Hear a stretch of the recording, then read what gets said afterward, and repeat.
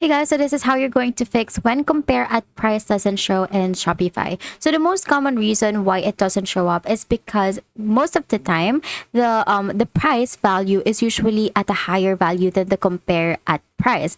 But what you might be doing wrong is that the higher value in your product is the price. So what we're going to do first is we're going to log into our Shopify and then we're going to sign in.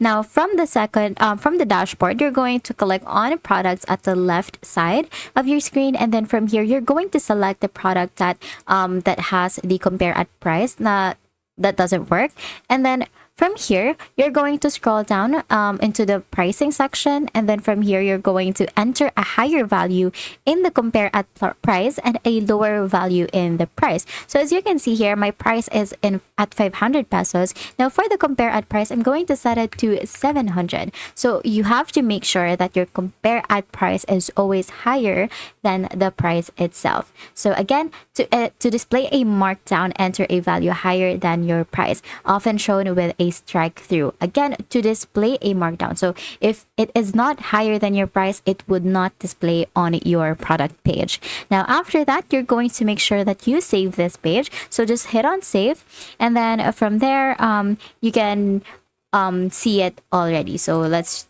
check view as, and then you will be able to see it in your online store. Now if it's still missing, another thing that you can do is you can go to online store and then head over to themes and then customize, and then check if your product page template supports showing sale prices, because some themes require enabling show sale price. And that's it. That is how you're going to fix when compare at price doesn't show in Shopify. If this video helped you, please don't forget to like the video and subscribe to the channel for more.